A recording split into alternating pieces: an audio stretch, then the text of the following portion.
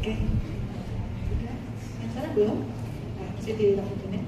Assalamualaikum warahmatullahi wabarakatuh. Selamat pagi, selamat siang. Maaf.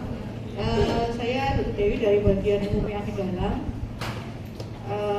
Sharing ya mengenai topik yang pertama ini gangguan kardiovaskuler dan respirasi pada konteksnya nanti berkaitan dengan gangguan di gigi ya atau pelayanan di bagian gigi. Sebelumnya mungkin ada beberapa perubahan dalam sebelumnya. Sebenarnya topiknya banyak ya. Kalau untuk gangguan kardiovaskuler dan juga gangguan respirasi itu sebenarnya banyak banget penyakitnya dan ada spesifikasi tertentu. Tapi nanti sebenarnya Anda bisa mendalaminya sendiri atau menyelaminya sendiri nanti ya berdasarkan update-updateannya. Karena seringkali dalam beberapa penyakit ini itu seringkali tidak hanya ini sih, termasuk penyakit metabolik. Boleh ditutup? Terima kasih. Termasuk penyakit metabolik juga sebenarnya kita sering kolaborasi ya dengan dokter gigi ya. Entah dari beliaunya menanyakan ini tensinya sekian, sudah bisa enggak atau bagaimana. Dan juga obat-obatan yang diberikan karena ada penyakit-penyakit sistemik yang ternyata membutuhkan perawatan gigi yang minor ataupun mayor atau mungkin mencari penyebabnya dari oral health gitu ya. Misalkan ada infeksi di mana kita seringkali konsultasi atau mencari gitu ya. Karena salah satunya sebagai sumbernya. Nah ini khusus untuk penyakit kardiovaskuler dan juga respirasi ya. Jadi sebenarnya yang membentuk kesehatan kita kan semuanya ya, tidak hanya giginya saja, tapi juga mungkin penyakit bawaan yang lain ya. Bahkan penyakit kulit pun juga itu sebenarnya termasuk dari bagian yang sebenarnya. Ya. Kemudian beberapa faktor resiko yang bisa di tempat Anda, ya, bisa di bagian di tempat wilayah Anda di kampung oral ini, yang akan bisa mempengaruhi, ya, atau saling mempengaruhi. Ya, penyakit sistemik yang di saya, penyakit dalam untuk dewasa ya, atau apa istilahnya jeroan ya. Nah, jeroan itu dalam-dalam nggak kelihatan. Itu juga akan sangat mempengaruhi dan mungkin bisa tampaknya dari situ dulu. Contohnya seseorang mungkin nggak tahu sudah diajar atau belum, banyak yang dipraktekkan itu misalkan orang diabetes itu sering dulu giginya tuh goyang ya, atau mungkin gingivitis lah. Kok ada rasa manis ya keluar, itu sampai ada seperti itu. Atau mungkin giginya goyang atau sering linu atau mungkin kemerahan ya. Itu pasti ketika Anda dulu ya, gigi dulu kan, nggak mungkin dia langsung ya mungkin saya kencing manis, nggak mungkin ya, kecuali mungkin pasiennya itu memang dokter misalnya. Tapi pasti datangnya ke dokter gigi dulu, kemudian dicek, mungkin ada yang tahu yang paham bahwa ini kayaknya karena metabolik nih, nah itu dicek. Nah itu perlu ketajaman apa ya, intuisi kayak lagu. Maksudnya pengalaman jam terbang. Nah itu ya itu yang nggak bisa dijelaskan secara murni ya. Memang jelaskan, cuman artinya Anda sering melihat oh gigi yang seperti ini itu ada gangguan metabolik. Sama di saya juga begitu. Dengan banyaknya penyakit diabetes misalkan, ada keluhan gigi nggak serta-merta mungkin saya kontrolkan langsung, tapi mungkin kita lihat wah ternyata gulanya tidak terkontrol. Nah seperti itu. Jadi sebelum ke dokter gigi mau diapa-apain, pasti nanti dokternya juga bilang bahwa ini karena ini ya, ini dikontrol dulu. Kalau mungkin masih ada, kali silahkan kan gitu kan. Nah, atau secara paralel seperti itu. Sama juga di Anda juga begitu. Anda rawat dulu sebisanya, tapi mungkin sambil ada faktor metabolik. Karena kalau enggak nanti akan terus aja seperti lingkaran setan. Kalau satunya nggak dikontrol, maka terus aja seperti itu. Ya, demikian juga kalau mungkin gulanya sudah terkontrol, tapi pengetahuan akan oral health-nya tidak baik, maka akan banyak resiko, termasuk nantinya ada resiko ke kardiovaskuler juga. Ya. Di sini kita lihat bahwa dari pengaruh cukup diet aja banyak faktornya pengaruhnya ke metabolik juga dan artinya juga ke oral health, dental health, sama seperti itu ya. Jadi semua saling mempengaruhi. Ini juga ya betapa bahwa kita berangkatnya dari oral health-nya dulu, nanti untuk penyakitnya nanti. Betapa dari bagian kecil ya, kata orang kan mungkin kecil aja ya, orang gigi kan nggak kelihatan, kalau nggak senyum kan juga nggak kelihatan kalau hitam-hitam giginya misalnya, apalagi pakai masker enak nggak kelihatan saat jerawatnya nggak kelihatan ya.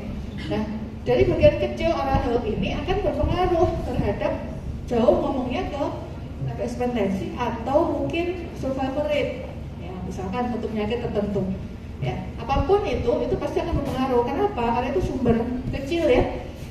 sumber sebenarnya, tapi akan mempengaruhi. Kenapa? Nanti kita lihat banyak faktor yang bisa mempengaruhi, mulai dari vaskulernya, bahkan mungkin sampai golongan yang tidak kelihatan, misalkan interleukin, ya, kemudian prokastolik, kemudian biomarker yang lain yang akhirnya mempengaruhi inflamasi. Jadi kalau kita ngomongin suatu sistem metabolik, penyakit metabolik apapun itu dari semua organ atau mungkin dari oral juga, itu kita ngomongnya inflamasi kronis tapi yang low grade.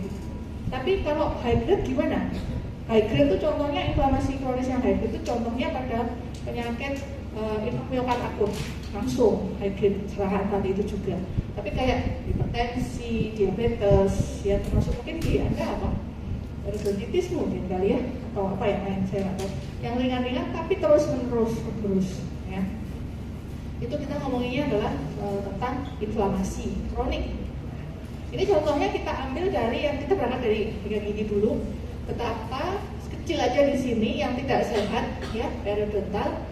Kemudian akan, nah ini ada sedikit, kita pasti ada bakterinya ya di mulut atau di semua rongga kita pasti ada bakterinya. Di kampung oral, kemudian di daerah wanitaan, ya. Kemudian di kolon pun juga pasti ada, ya, E. coli gitu ya. Nah, tapi bakteri-bakteri itu ya sebenarnya dalam posisi dia kan flora normal. Di kulit pun kita ada, ya, jangan salah ya. Di kulit kepala itu juga pasti ada bakteri dan jamur yang normal, di mana itu sebenarnya kan mempertahankan homeostasis atau keseimbangan. Tapi dalam konteksnya karena penyakit metabolik tadi, atau mungkin oral health-nya yang tidak bagus, ya, misalkan tidak jika giginya jarang, yang umur dan yang itu, atau mungkin penyakit metabolik yang akan mempengaruhi ini keseimbangan flora normal, baik bakteri maupun jamur misalnya, yang ada di pintu masuk, salah satu pintu masuk. Walaupun ini kecil, salah satu pintu masuk infeksi dan semua itu di sini sebenarnya. Kayak orang diabetes, ya. Pintu masuknya apa faktornya? Selain genetik gitu, itu nggak sebagian kecil, ya. Kalau diabetes usia-usia Anda ini, makanya hati-hati dengan apa yang kita makan, kita asupan, gitu. Karena nanti nggak di saat ini, inflamasinya sudah terjadi saat ini yang tadi saya bilang. Tapi kemunculannya yang akut saat nanti 20 tahun dari usia Anda sekarang. Usianya berapa? 20. Baru muncul. Kalau saat sekarang, kalau ada keluhan inflamasi yang akut mendadak, itu pasti biasanya kongenital seringkali, ya. Masih ada kongenital. Tapi kalau baru munculnya, atau mungkin dari kecil, ada kan ceritanya dari umur 20 sudah gagal ginjal. Nah itu tadi kan mungkin lihat di IG atau mana itu kan ada. Itu berarti dari sebelumnya, tidak akan mungkin sehari 2 hari, sama seperti ini, ya. Dalam waktu yang jangka panjang, maka disequilibrium atau ketidakseimbangan daripada semuanya termasuk disnifla normal itu akan mempengaruhi satu bariernya di sini. Tetapi dengan adanya ketidakseimbangan ini, mekanisme imunologinya berjalan, memanggillah imun, ya, sel imun yang akan nanti mengeluarkan sitokin yang proinflamatori. Sitokinnya atau kadar inflamatorinya itu tinggi atau rendah, banyak faktornya, tergantung dari sininya sendiri, localized, atau tergantung dari metaboliknya yang menyebabkan atau memperburuk kondisi ini. Sehingga nantinya dia dengan adanya ke vaskuler itu sudah bisa kemana-mana ke organ, gitu. Jadi jangan salahkan bahwa hanya sedikit sini, ya, sebagian kecil atau tapi berperan besar karena bisa ke semua organ yang lain, gitu ya. Jadi jangan mengecilkan arti ini ya. Oh, cuman ini aja kok, tapi sangat-sangat bermakna sebenarnya, ya. Oke, ya. Kemudian ini ya, dengan adanya sitokin tadi itu masuk ke pembuluh darah, sitokinnya banyak banget ya saya kira.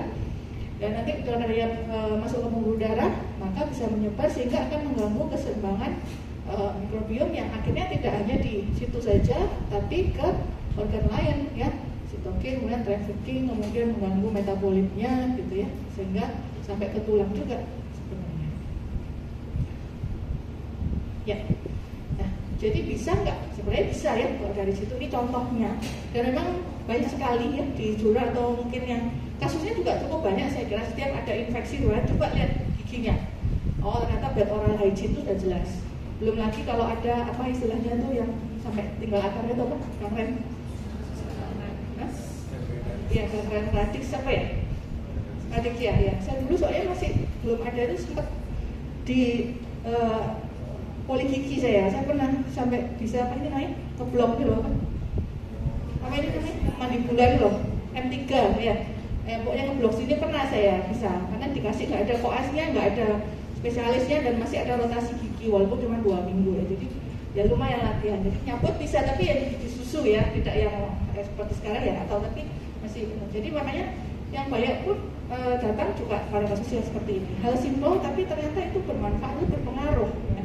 Ternyata jadi setiap kita jadi kasih tahu bahwa kalau ada gangguan organ di sini, coba lihat dalam orisnya. Jangan-jangan ini kausalnya dari situ. Sebenarnya untuk itu sih tujuannya ya, bukan untuk jadi ahli gigi enggak ya. Jadi tujuan untuk itu. Ternyata ini tadi mekanismenya ya. Jadi ada disequilibrium, ketidakseimbangan, kemudian endotelnya berganggu tadi ya, gambar lagi ya. Kemudian akhirnya merusak atau mengganggu hematopoiesis, termasuk juga sitokin tadi proinflamatori dan ini oleh sel T. Ingat-ingat ya, jadi sel T sudah dapat imunologi belum? Ya, saya kira ya. Sel T kan limfositnya tadi itu ya, banyak menghasilkan. Bukan sel B, kalau sel B membentuk antibody ya, belum. Ini sel B belum, ini waktu masih awal ya. Kemudian nantinya akan mengganggu innate immunity training. Jadi sekolahnya sistem imun ya, sekolahnya sel T tadi itu akan terganggu juga di bone marrow karena sinyalnya kan terganggu. Ada sinyal, oh ini yang paling banyak tuh ini, bikin yang kayak gini, itu jadi terganggu. Nah, pada penyakit semua metabolik ya, baik itu jantung, paru atau yang lain, itu ada istilahnya non-communicable disease atau tidak menular. Tapi jangan lupa penyakit menular pun juga bisa banyak, apalagi di Indonesia nih ya, banyak sekali penyakit-penyakit yang menular.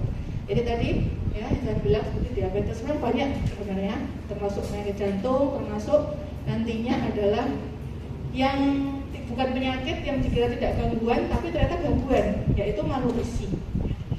Gangguan misalkan kurang vitamin D ya, kurang mineral yang lain, ya, kurang kalsium gitu. Udah pernah cek belum ada kadarnya vitamin D belum? Ya, sesekali ya, karena itu kecil zatnya tapi penting dalam hemostasis seluruh kita tubuh ya. Saya udah cek kurang ya, kurang banyak D-nya duit maksudnya. Enggak, ini beneran vitamin D beneran ya. Nah, beberapa resiko dengan adanya penyakit yang di lambung oral dan akan menyebar istilahnya ini ya.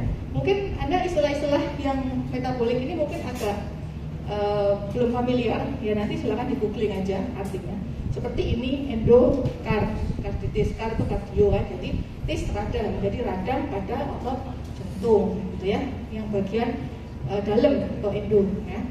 Kemudian juga akan bisa mengganggu jelasnya metabolik diabetes ya, kemudian penyakit jantung yang lain selain endokarditis, kemudian paru-paru yang sering memang pneumonia. Ini yang karena penyebabnya dari sumber lambung oral, artinya ketidakseimbangan tadi itu yang sangat bisa mempengaruhi ke sini.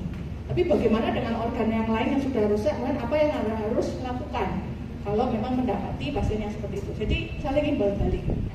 Masalahnya penyakit-penyakit ini kan tampaknya jauh banget ya, artinya banyak banget ya, mungkin tidak bisa, tapi tolong aware aja, itu udah cukup sehingga nanti bisa menggali latar belakang, juga bisa mungkin konsul atau mungkin Anda dikonsuli gitu ya. Dengan adanya pasien hipertensi ini giginya goyang misalkan mau perawatan, nah itu bagaimana, sebaliknya seperti itu ya. Jadi ada istilahnya tadi infeksi yang vokal di situ.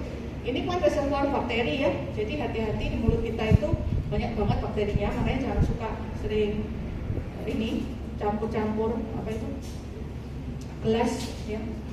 Kalau sendok sih pasti dicuci dulu ya kayaknya ya. Gelas atau apa sih istilahnya makan bersama tumbler. Nah tumblernya tuh ini pinjem-pinjeman ya. Minta dong, nah itu hati-hati karena ini berbeda, setiap orang tuh banyak dan berbeda.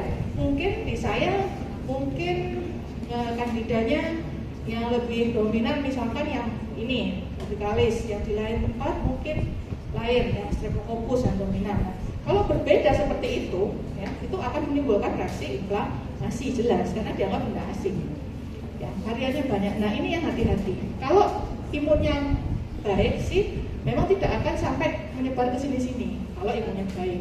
Kalau tidak, maka sitokin proinflamatori tadi yang di depan tadi pasti akan juga tidak seimbang.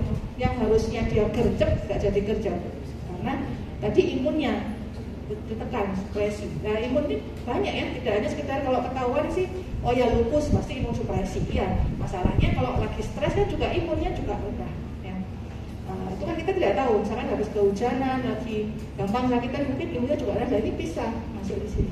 Makanya gampang ketularan, temennya ada yang batuk, ya mungkin ikut, sebelahnya ikut juga, ya.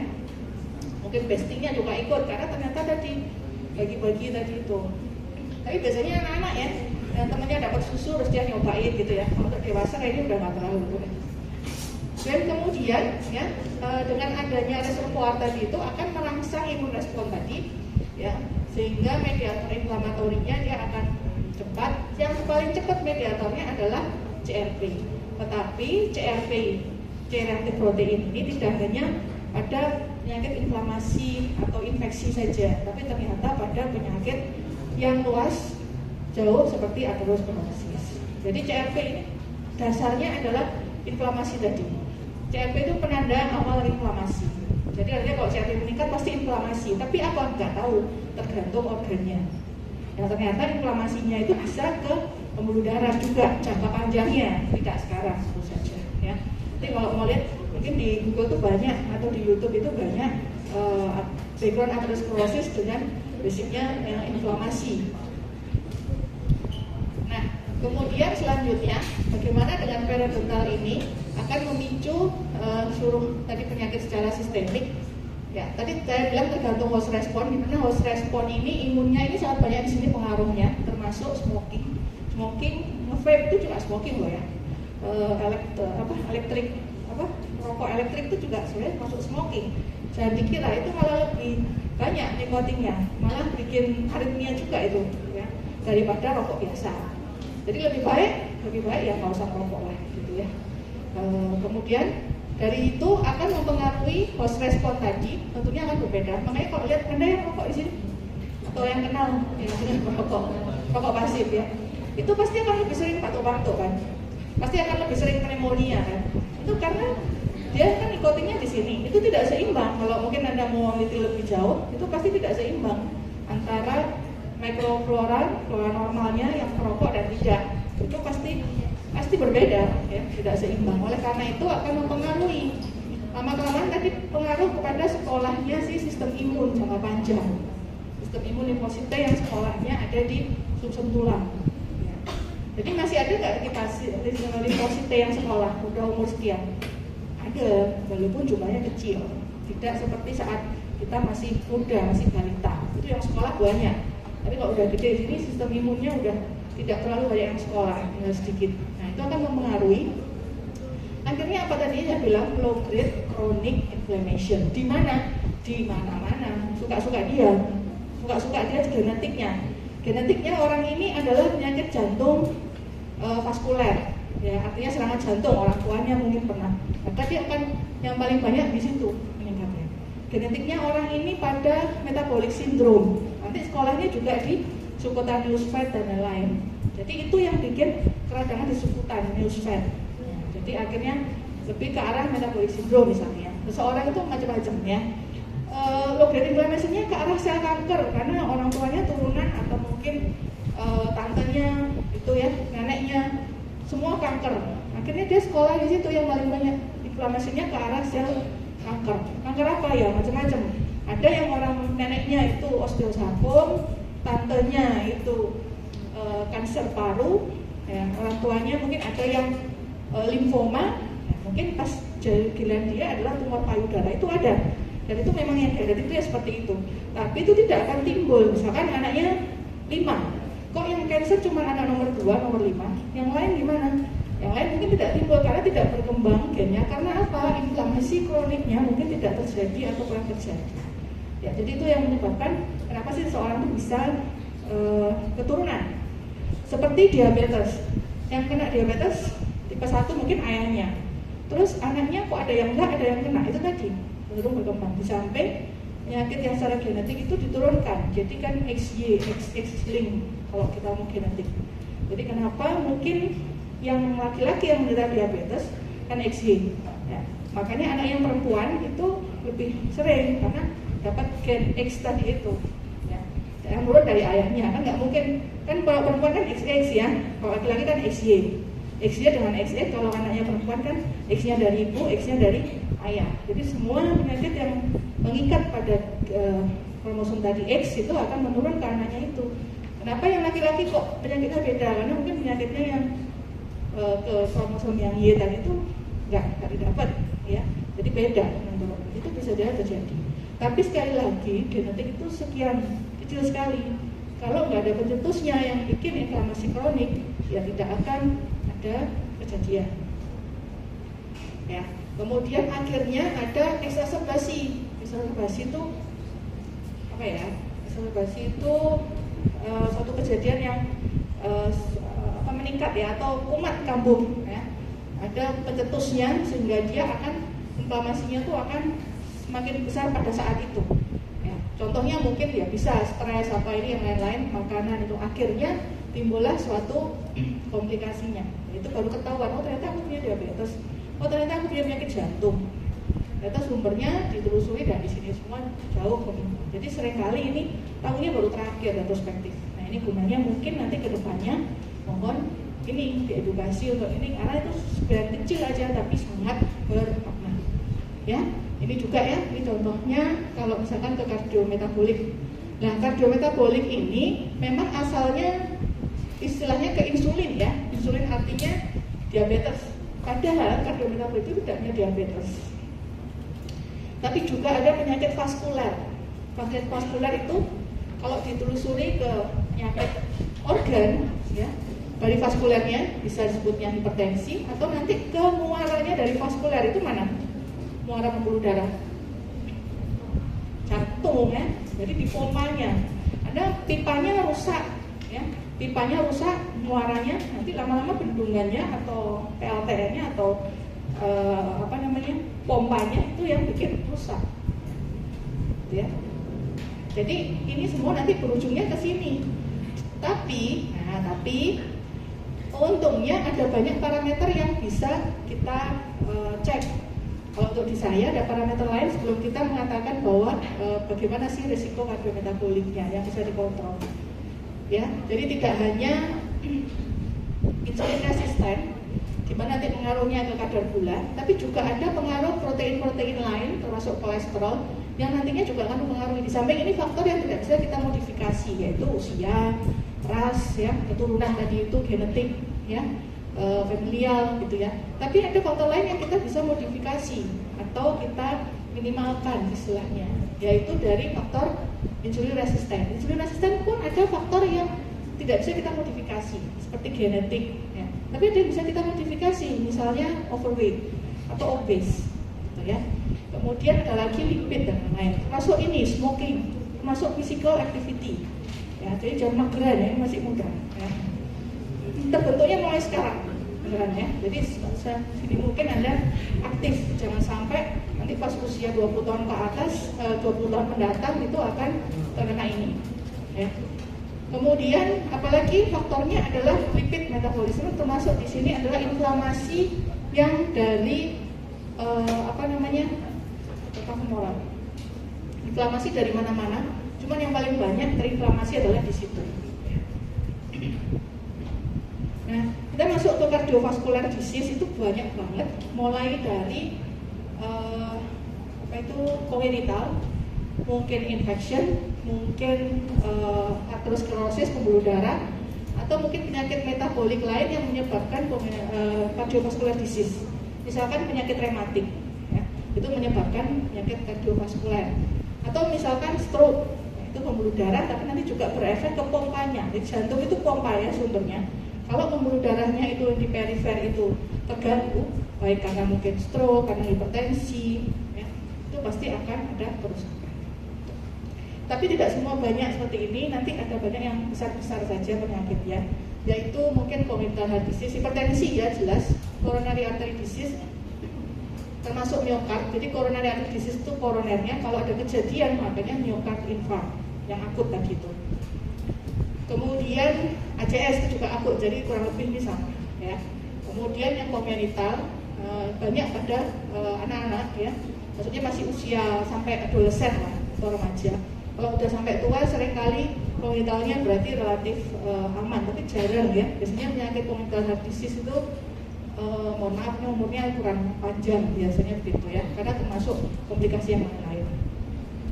Untuk bagian kardiovaskuler atau pompa itu ada ini namanya merah biru ya. Mungkin yang di SMA mungkin sudah tahu ya. Merah itu yang darah kayak oksigen ya, bersih ya. Nah, alurnya memang seperti ini ya. Yang biru yang balik dia tuh yang kurang. Tapi tidak bisa kita ngomong kardiovaskuler itu tanpa ngomong sirkulasi secara sistemik di pembuluh darah yang lain dan juga sirkulasi ke paru. Jadi kenapa bisa pengaruh? Ya karena ini semua nyambung. Jadi makanya sistemik pengaruh ke jantung, paru pun juga pengaruh ke jantung. Tidak sebaliknya. Ya. Oke, congenital heart disease itu pasti ada gangguan anatomi di sini. Di mana? Ya terserah. Ya.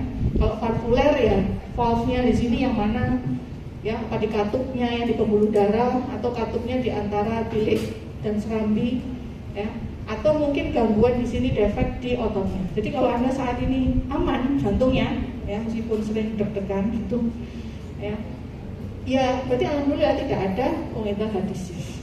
Kalau ada congenital itu pasti udah dari kecil udah ada ketahuan, ya pasti sesek. Nah, coba Anda lihat nanti yang punya kenalan yang punya congenital heart disease. Kasihan banget, seringkali berumur tidak lama ya, karena tidak mampu lama-kelamaan. Ya.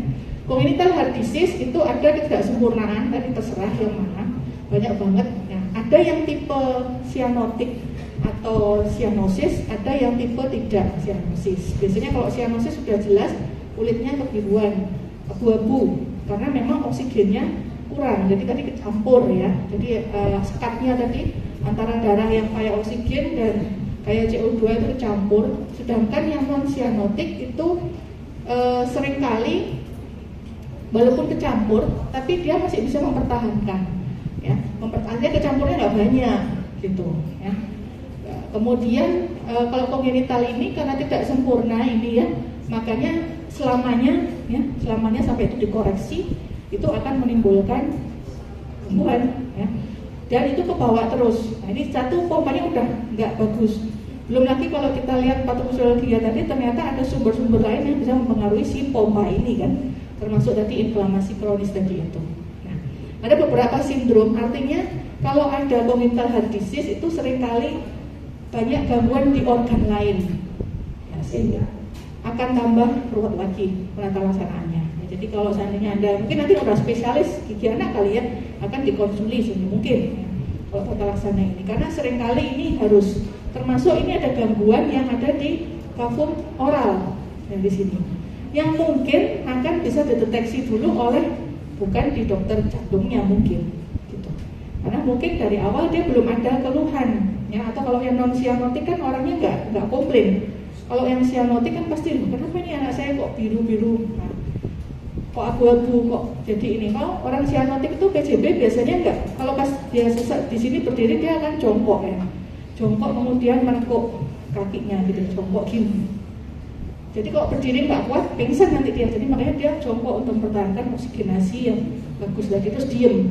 Jadi habis lari mungkin nggak sampai 100 meter, terus kosong, terus sesak kebiruan, itu jelas. Ya. Nah kemudian ada tanda-tanda lain yang mungkin kita bisa atau mungkin dari dokter giginya bisa melihat bahwa ternyata ini gangguan. Sering dalam beberapa kasus seperti ini biasanya kita mesti daripada kita cari sendiri, ya, mungkin kita konsul ke dokter gigi untuk melihat apakah jangan-jangan ada gambaran gangguan kafum oral di sini. Tentu saja obat-obat pada penderita penyakit jantung ya itu sangat banyak, termasuk apalagi yang congenital heart disease tadi. Karena kalau belum dikoreksi dia akan butuh, pompanya rusak, pompanya terganggu. Kalau tidak ada pompa, pompanya itu kurang bagus, oksigenasi kurang bagus. Oleh karena itu untuk membantu mempertahankan pompa, salah satunya disupport dengan obat-obatan. Kalau belum bisa dikoreksi loh ya, artinya kalau irama jantung tidak baik, dikasih pacemaker biar iramanya baik lagi. Tapi kalau belum, maka dia harus dengan obat yang fungsinya untuk membantu iramanya itu. Ya. Nah, ini ada beberapa obat suportif untuk menghadapi penyakit jantung yang mungkin harus dikonsumsi lebih dari satu macam. Seringkali orang penyakit jantung itu tidak cuma satu toh, seringkali minimal 2 atau 3 kombinasi. Baik itu yang tadi dari awal kongenital maupun yang udah usia dewasa, misalkan gagal jantung atau misalkan infak miokard tadi itu, ya, itu mungkin harus beberapa kombinasi ini. Ada beberapa pasien yang bilang obatnya 7 macam segini, tapi kemudian setelah membaik maka tinggal 2 atau 3 itu pasti. Kalau satu tok gimana? Biasanya kurang ya. Kalau cuma hipertensi aja mungkin bisa salah satu di sini obat anti hipertensi. Ini apakah obat anti hipertensi ya termasuk? Ya itu sama ya. Obat anti hipertensi itu sebenarnya satu yang diminta efeknya itu adalah untuk ke vaskuler. Yang mempertahankan tensi itu kan vaskuler. Semakin vaskuler kita itu lemes, bisa menyesuaikan tegang. Kalau lagi kita tegang, pikiran stres, vaskuler nggak boleh ikut-ikutan kaku, harus lemas. Biar tensinya nggak tinggi. Kalau mekanisme itu terganggu, berarti butuh obat kan. Gitu. Nah, sering beberapa obat-obat yang mempengaruhi kelemesan tadi pembuluh darah kita tuh sebenarnya sangat-sangat recoil. Kalau kita lagi butuh asupan oksigen atau asupan oksigen di bawah eritrosit ya, eritrosit di bawah pembuluh darah. Berarti kalau mau butuh oksigennya banyak, asupannya harus banyak juga kan, harus cepat gitu kan, nggak boleh letol ya lemes. Nah kalau lagi butuh itu maka pembuluh darah kita tuh akan kaku sehingga akan banyak pertanyaan. Tapi kalau lagi ini sepaneng, kita harus menurunkan tensinya lah. Orang darah tinggi itu tidak bisa naik turun dengan sempurna. Karena apa? Karena mungkin pembuluh darahnya sudah ada plak. Plak apa? Plak lemah. Jadi inflamasi kronis tadi loh, aterosklerosis mungkin sudah ada. Dan pastinya kita pasti ada lah ya. Usia 40, 50, 30 pun itu mulai terbentuk. Kenapa? Nanti mungkin ada di YouTube pembentukan aterosklerosis. Jadi dengan banyaknya lipid yang meningkat, maka itu akan bisa infiltrasi ke dinding pembuluh darah. Dinding pembuluh darah itu kalau ada penyusup ya, artinya ada zat lain yaitu lipid tadi, dia kan nggak bisa gini-gini dengan lebih baik. Pasti dia pada bagian yang ada itu pasti dia diam aja. Di samping aliran darah juga menjadi tidak lancar. Terus orang tua, geriatri, semakin usia pembuluh darahnya itu tidak mulus seperti masih Anda atau masih bayi baru lahir atau baru, ya pasti lebih lama pembuluh darahnya itu sudah mulai berkelok-kelok, ya karena apa? Ya karena usia ya, jadi artinya pembuluh darah itu sudah tidak semulus yang dulu. Itu namanya keseimbangan, pasti begitulah. Tidak mungkin kita harapkan kulit kan juga begitu ya, tidak elastis. Mau 50 tahun mungkin tidak seelastis yang 20 tahun. Kalau tampak sama ya mungkin tuh ya, perawatan dan lain-lain ya, untuk botox kayak gitu. Sama pembuluh darah juga itu. Siapa yang menyuntik botox pembuluh darah sekian ratusan ribu pembuluh darah? Tidak mungkin, ya. Apalagi yang dalam-dalamnya Allah. Jadinya itu semua yang akan mempengaruhi. Sehingga obat-obatan ini kurang lebih sama antara orang yang gangguan pembuluh darah, hipertensi dengan gangguan jantung. Ada yang untuk pembuluh darahnya agar tetap baik atau bisa naik turun. Ada yang untuk mengurangi volume yang lewat, yaitu diuretik. Jadi darahnya jangan banyak-banyak, ini pembuluh darahnya volumenya cuma sekian, cukupnya, udah kurangi aja tipis terus, jadi kan berkurang volumenya sehingga dia bisa cukup, artinya bisa memenuhi kebutuhan, mencukupi kebutuhan darah itu. Jadi tensinya nggak tambah tegang, pembuluh darahnya cuma segini, volumenya besar, nah, akhirnya lepas kan, dol seperti itu.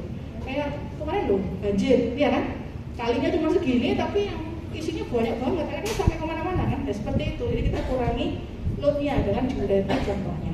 Atau ada obat-obatan lain yang kita bikin lancar alirannya, yaitu dengan antikoagulan atau antiplatelet, sehingga tidak ada, walaupun tidak lancar itu tidak ada yang nyangkut di situ. Ya, jadi airnya diencerkan dengan obat ini. Ya, jadi antikoagulan. Kemudian ada lagi yang sudah lancar ini ya, tapi pompanya yang bermasalah nih. Jadi kita bikin untuk obat pompanya biar lebih cepat. Misalkan contohnya digitalis, atau pompanya ini kecepatan jadi nggak efisien, nggak efektif. Jadi kalau pokoknya jantung kecepatan cuma gini-gini doang, butuhnya gini, kurangi lah pelan-pelan. Itu dengan mungkin beta blocker. Nah, semua itu efeknya macam-macam. Tidak hanya efek positif yang dianggap di organ tersebut, tapi juga ada efek di organ lain termasuk di tempat Anda. Ya. Yang sering dikeluhkan pasien. Ya. Di efek di organ lain ada nggak? Ya pasti ada ya. Cuma ini kita sampaikan terutama yang di sini. Dan ini akan mempengaruhi apa? Segala tindakan yang ada di sini.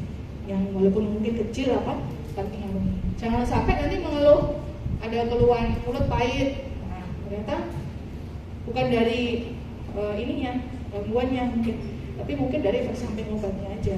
Jadi sama-sama direview.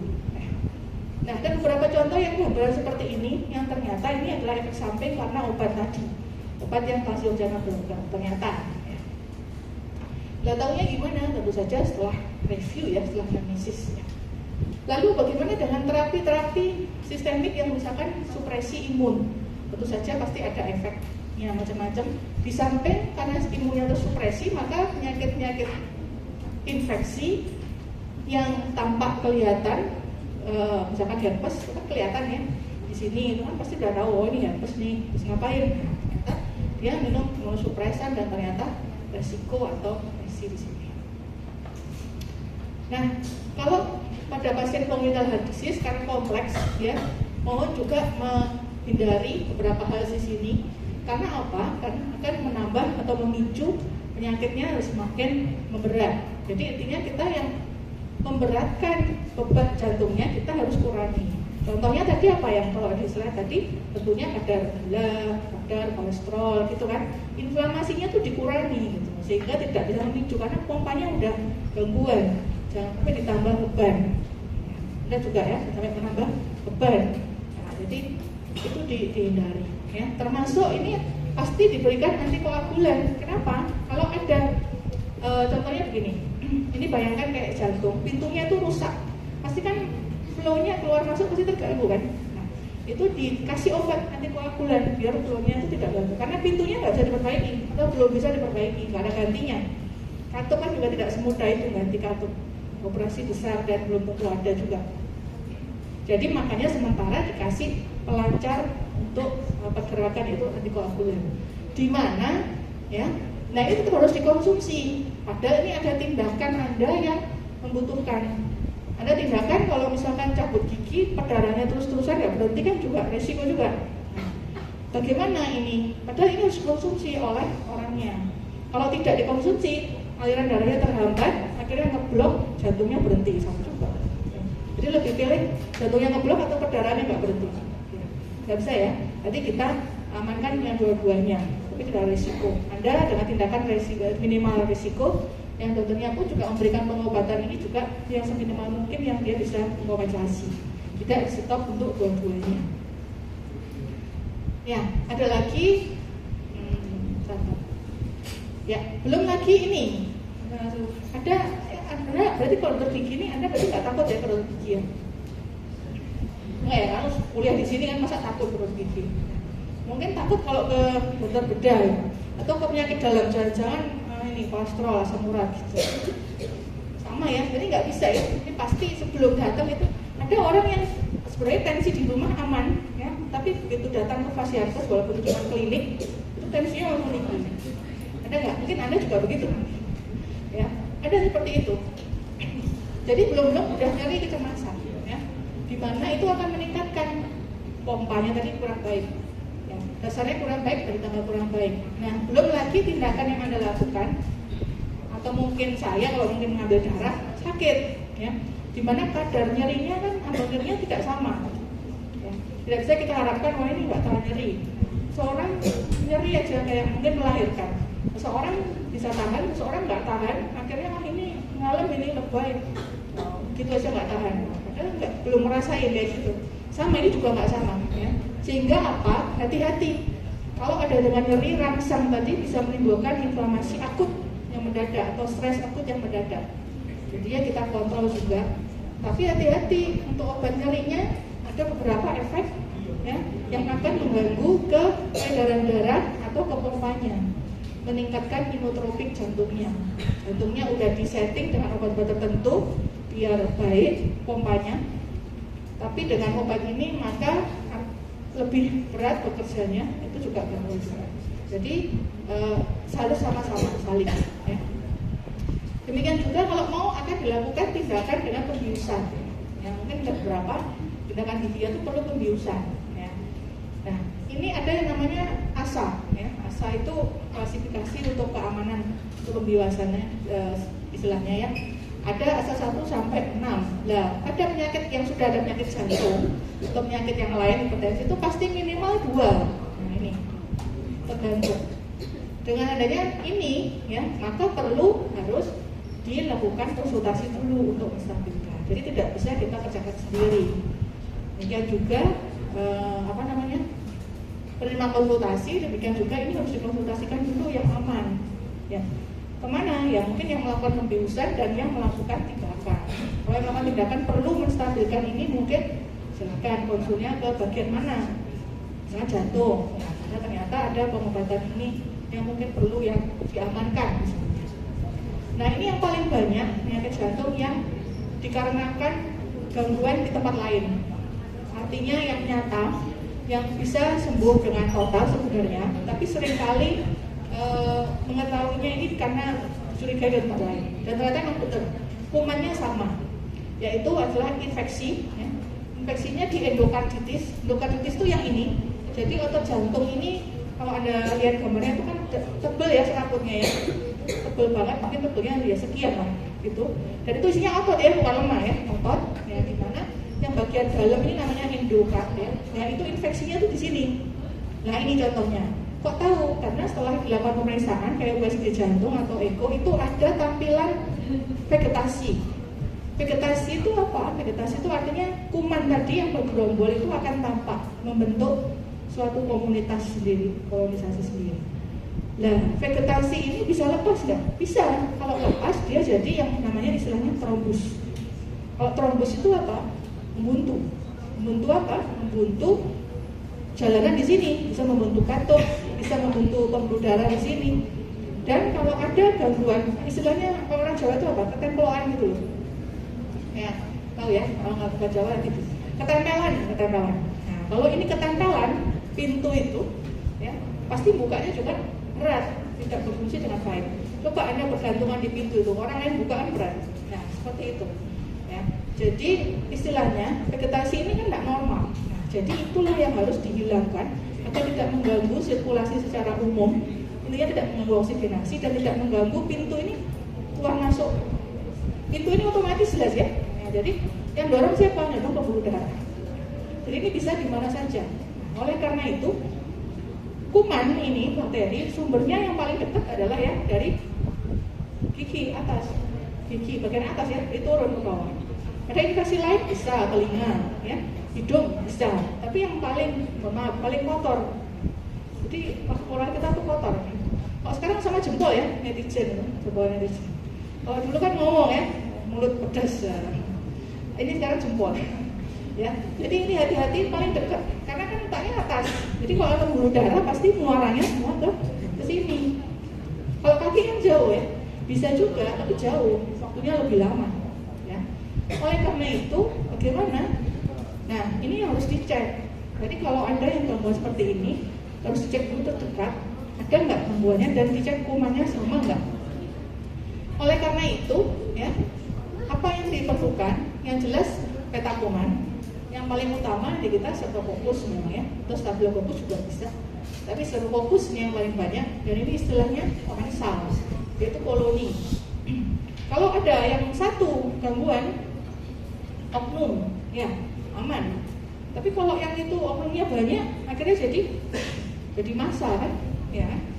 Demo mungkin satu, nggak apa-apa, aman. Tapi kalau jadi massa, semua banyak, akhirnya mengganggu juga, sama dengan ini. Akhirnya apa? Kalau ada yang mendapati seperti ini, maka tetap harus dikonsulkan.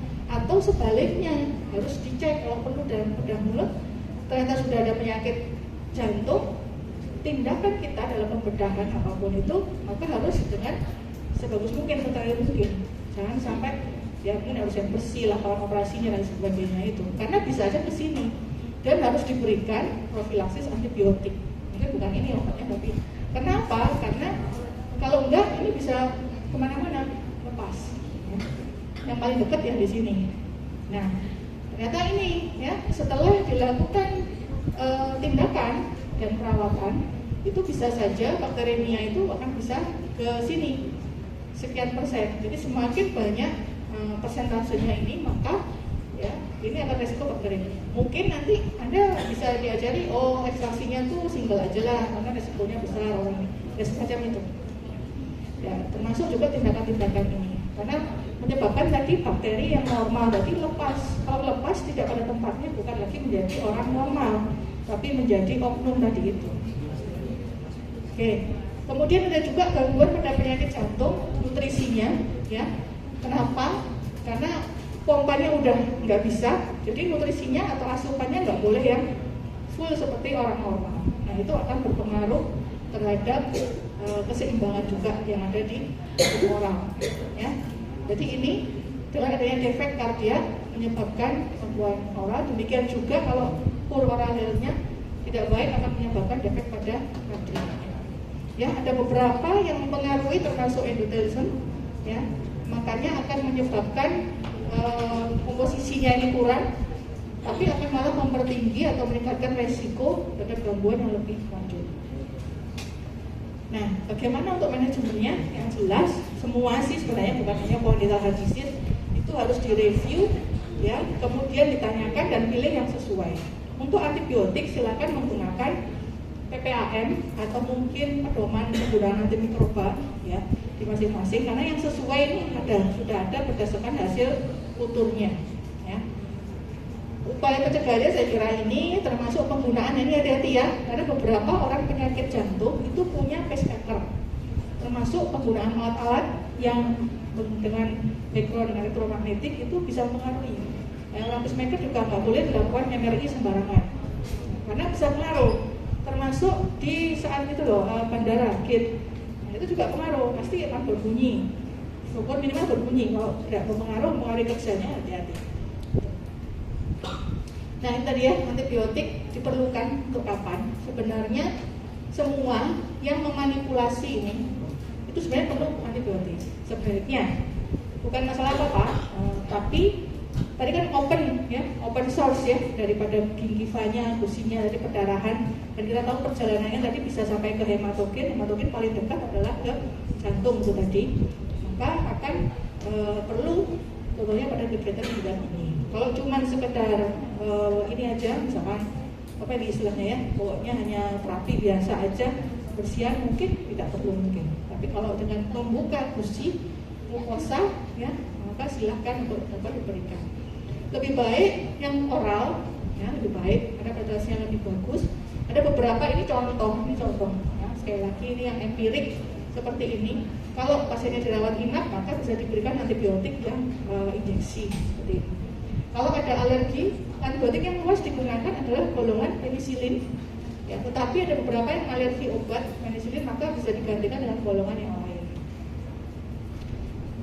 Ya, bagaimana dengan kalau saat dilakukan tindakan itu tiba-tiba ada gangguan nyeri dada? Ya, serangan, entah serangan, entah nyeri dada, yang berawal mungkin dari cemas atau bagaimana? Yang jelas, ya stop dulu, ya stop dulu. Bagaimanapun yang penting diatasi dulu daripada nanti kejadian sesuatu di tempat Anda, tidak mau kan? Jadi makanya di stop. Kita bisa sebaiknya memang di tempat praktek kan pasti ada ya oksigen, itu kan minimal tuh. Kalau akreditasi itu kan pasti ada, ya.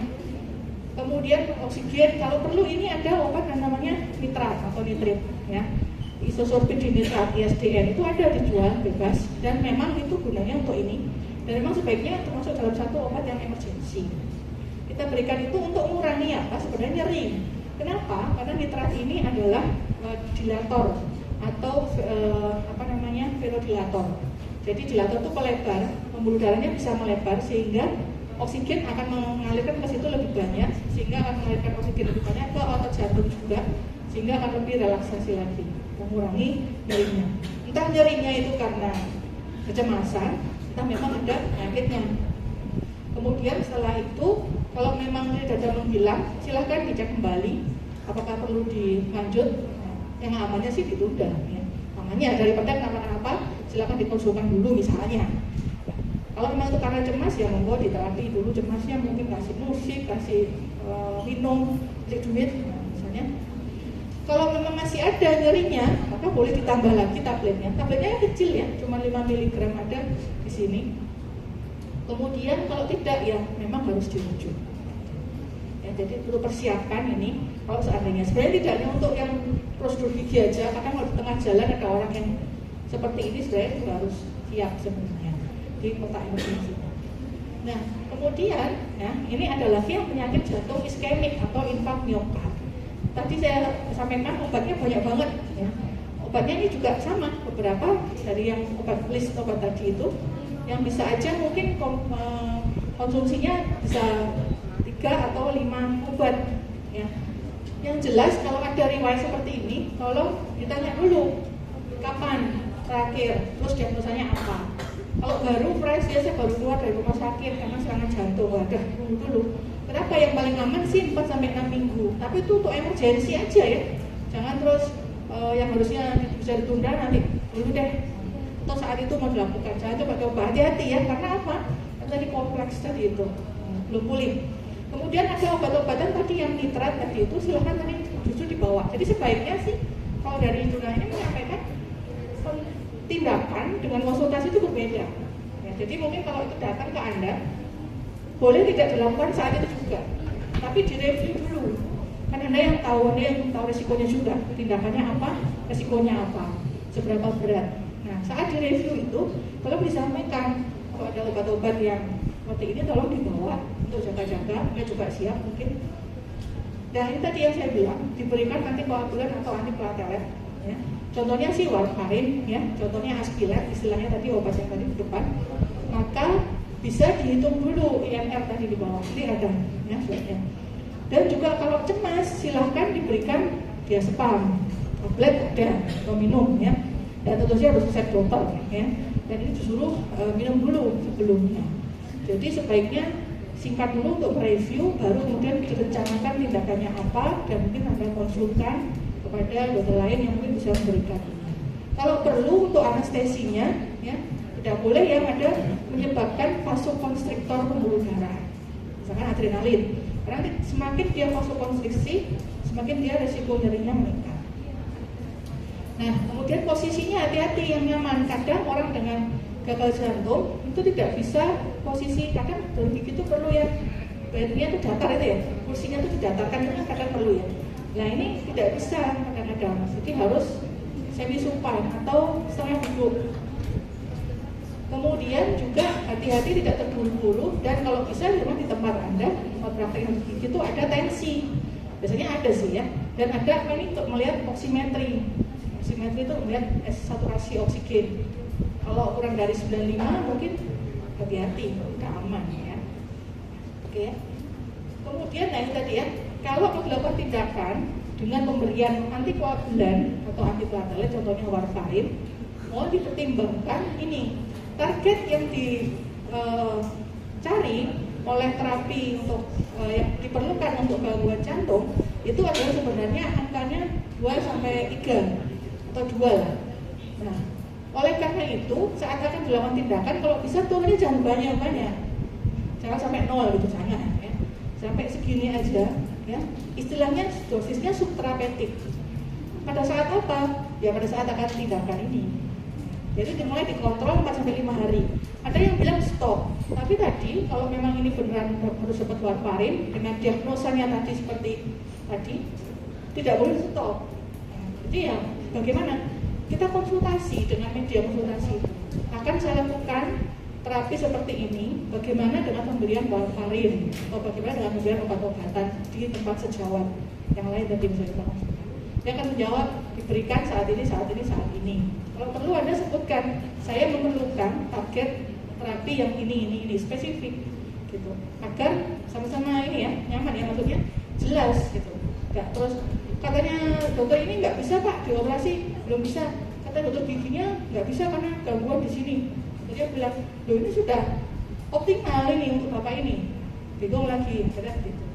Nah, ternyata digali, ternyata cemas, begitu berpikir langsung levelnya naik 200, padahal sehari-hari 140 misalkan begitu. Nah, itu kan berarti beda sebab gitu ya.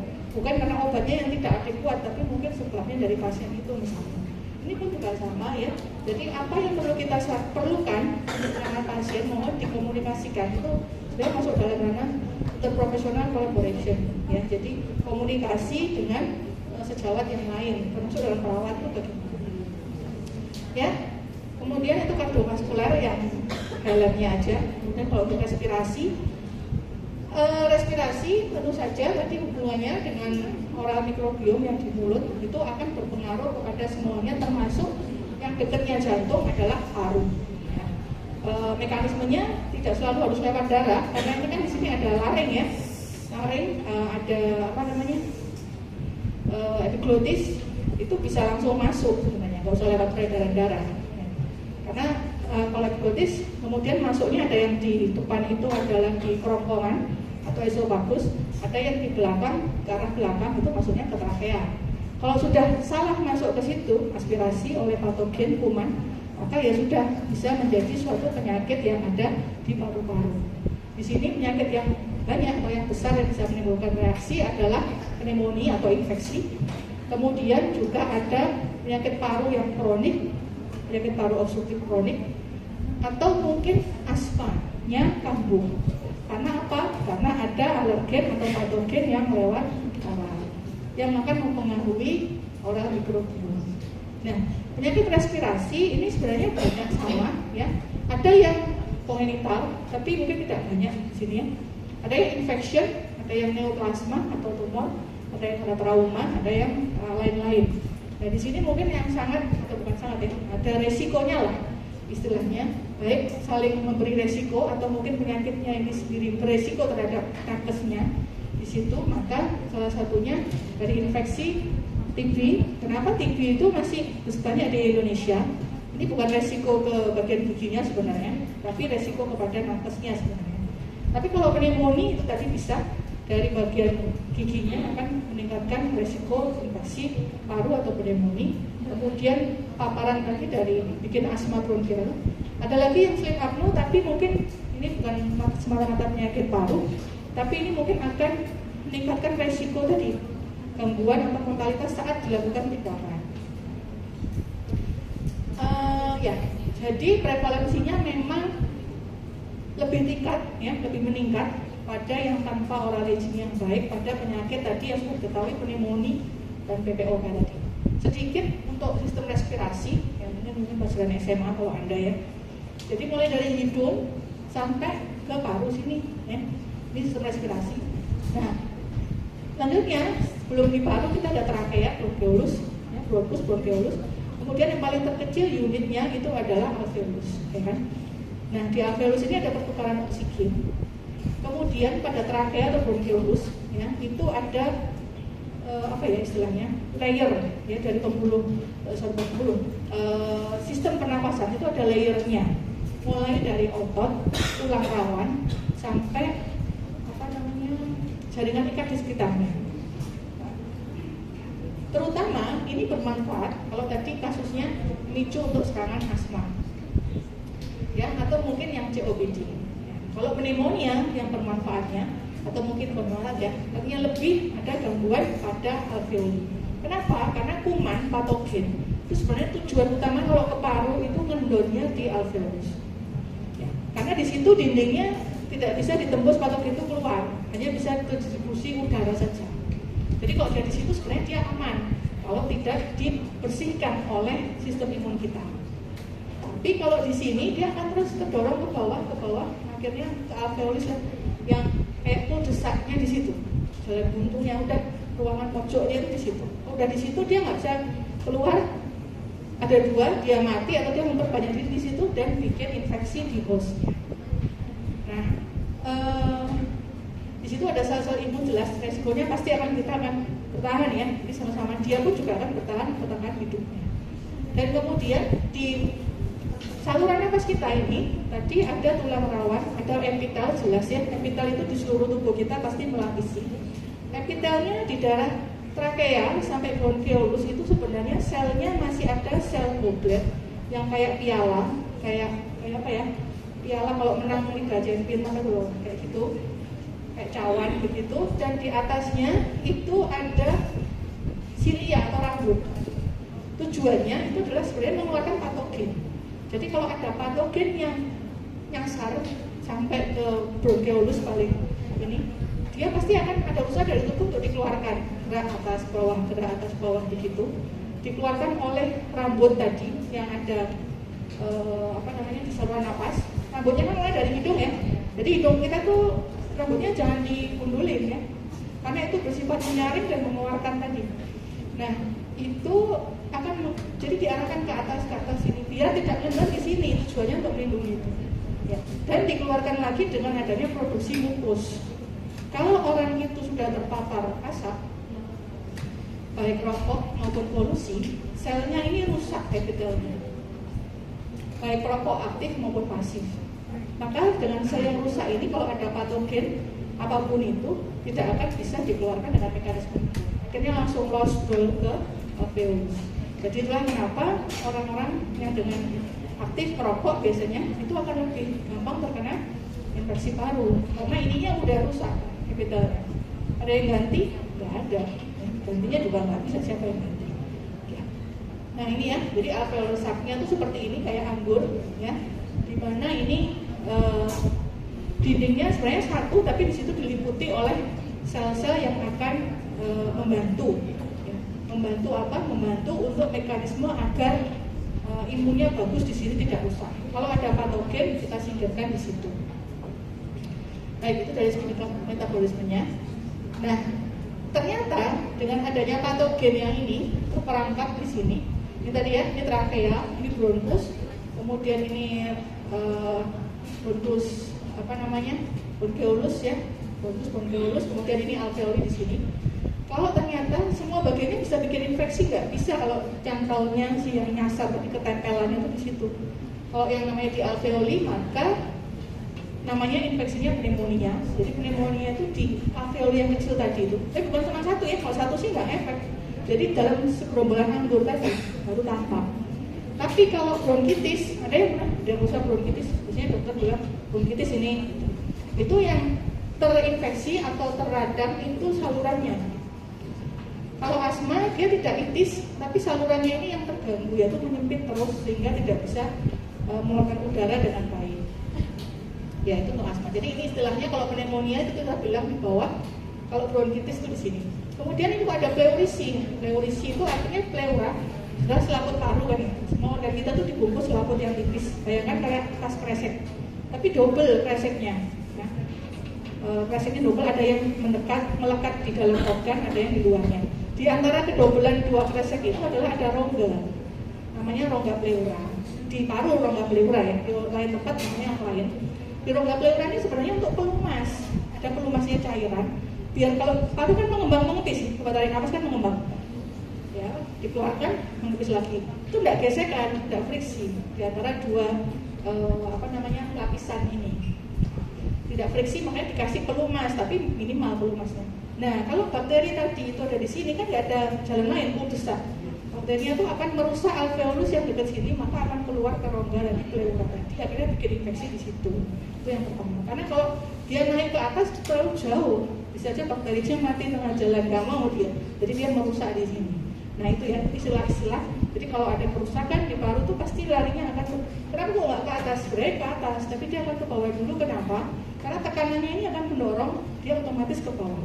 Ditambah trakea kita ya, bronkus kita yang kanan, trakea satu di tengah, kemudian bronkus yang kanan ini gede. Itu yang ke kanan itu lebih curam. Sehingga ada bayangan kalau pipa itu kan kalau ada yang jatuh itu pasti ke arah yang curam dulu. Kalau yang ke landai dia butuh waktu. Yang landai itu yang kiri, yang kanan itu dia akan lebih, istilahnya pemiringannya dia lebih curam. Jadi akan lebih gampang jatuh ke sini daripada ke yang kiri itu patofisinya. Nah, oleh karena itu, nah ini ya mekanisme bagaimana bisa benda asing tadi, bisa benda asing itu bisa dari yang flora normal tadi kesedot, keselak ya, kemudian masuk aspirasi namanya, Kemudian juga ada inhalasi yang dari hidung, jadi ada inhalasi zat-zat patogen. Kemudian termasuk ini kalau aerosol infeksius ini bisa aja kayak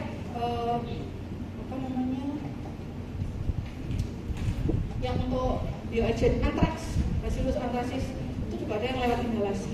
Termasuk TB juga ada lewat inhalasi.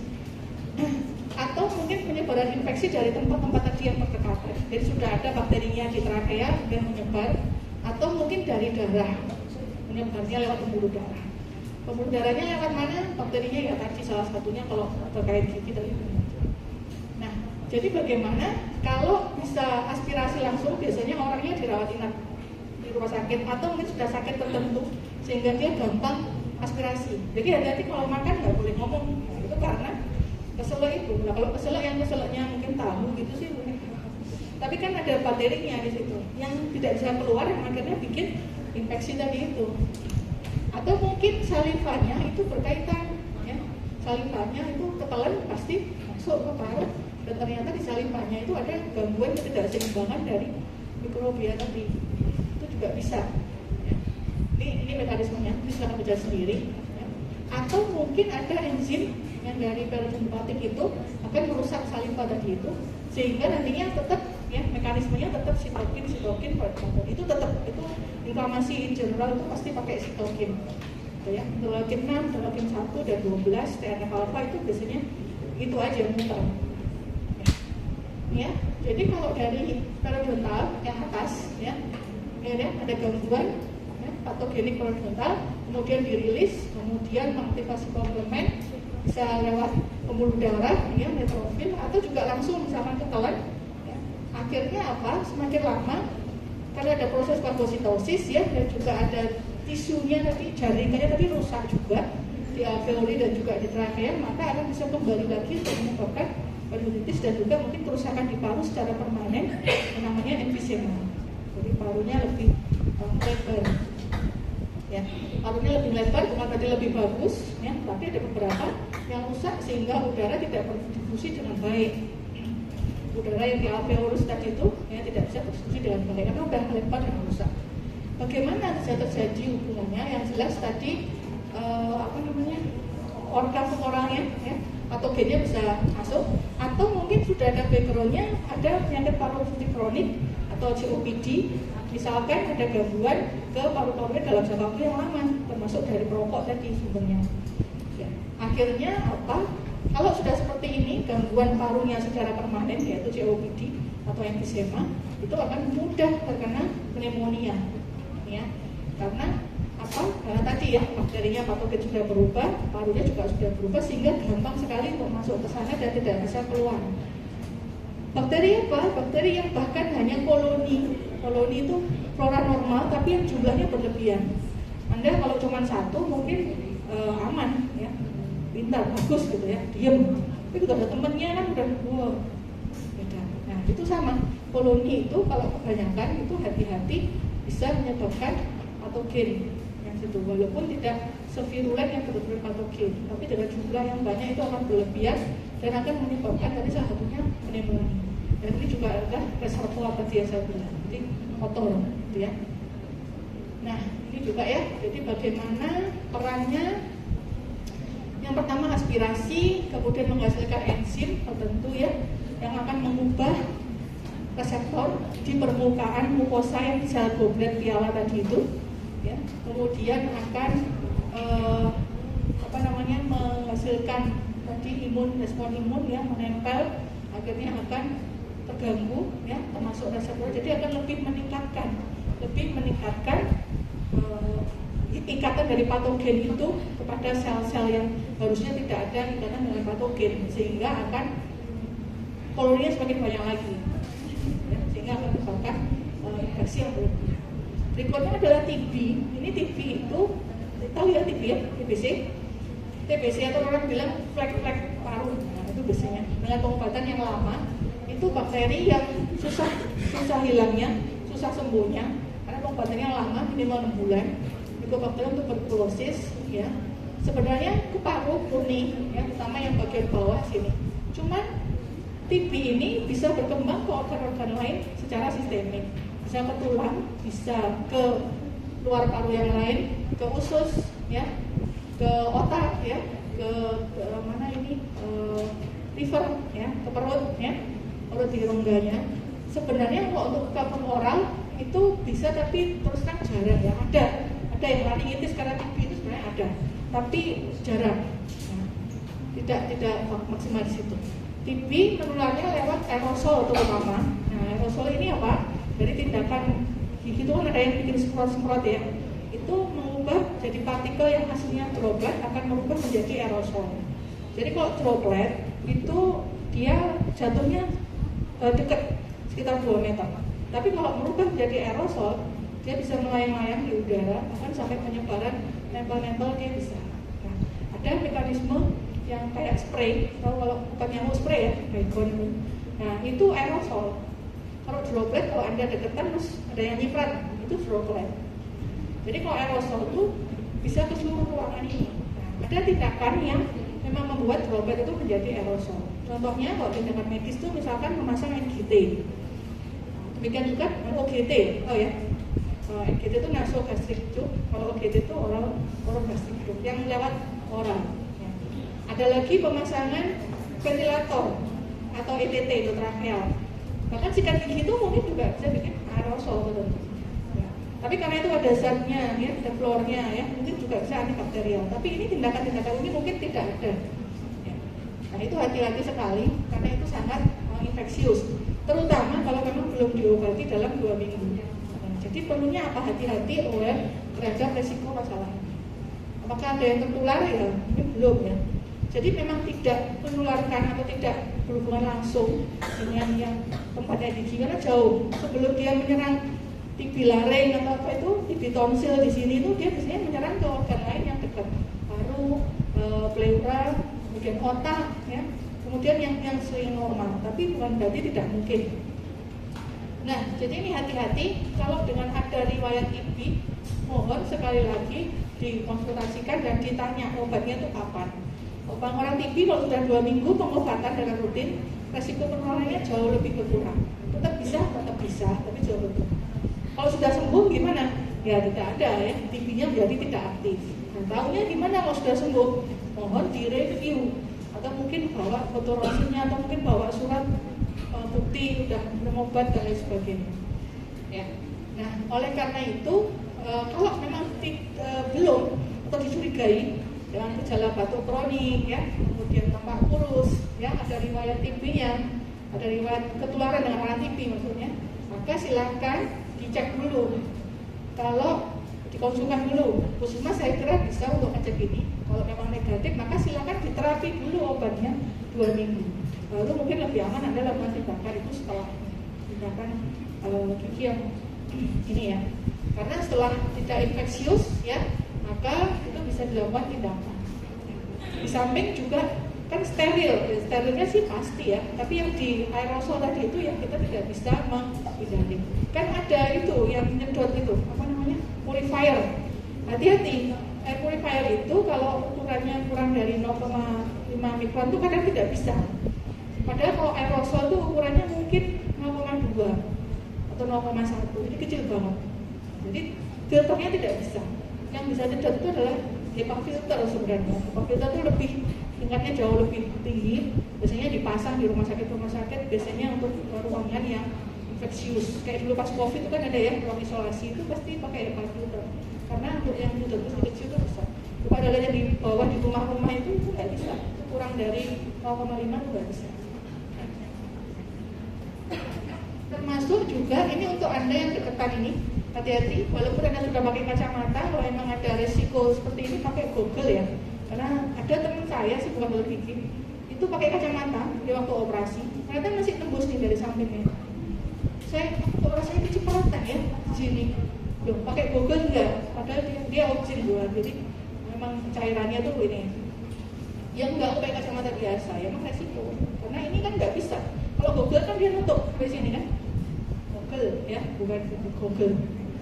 Jadi kalau dipakai yang itu, ini pun juga sebenarnya ini kurang nutup juga kalau mau, tapi nggak kelihatan nih. Mungkin ini ada, ya, ini nutup juga. Ya sampai sini, ya. Dan ada oh enggak, ini asistennya, ya, kacamata biasa. maskernya ya, kalau memang itu TB, sebaiknya pakai yang N95. Kalau yang masker bedah biasa ini ya, itu tadi partikel yang kurang dari 0,5 itu nggak bisa, masih nembus gitu ya. Nah, ada yang pakai respirator yang ada kayak itu loh, kayak predator itu ya. Ada ya, sebenarnya nggak harus ya, penting yang 95 aja. Kalau terganti tiap hari, tiap maksimal 4 jam, maka boleh-boleh aja cukup ya. Dan mungkin juga ini ya, bariernya hati-hati, dan mungkin ruangannya juga. Jadi dokternya yang safe, ruangannya juga safe, karena ada pasien yang lain di situ. Nah, bagaimana ini sebenarnya saran ya untuk biar agar minimalkan resiko infeksi di respiratori, termasuk juga gantian respiratori yang menyebabkan ke gigi tidak seimbangan, maka silakan untuk diberikan saran yang seperti ini yang sesuai dengan pasien. Nah, ya, saya kira itu. Terima kasih. Ada pertanyaan?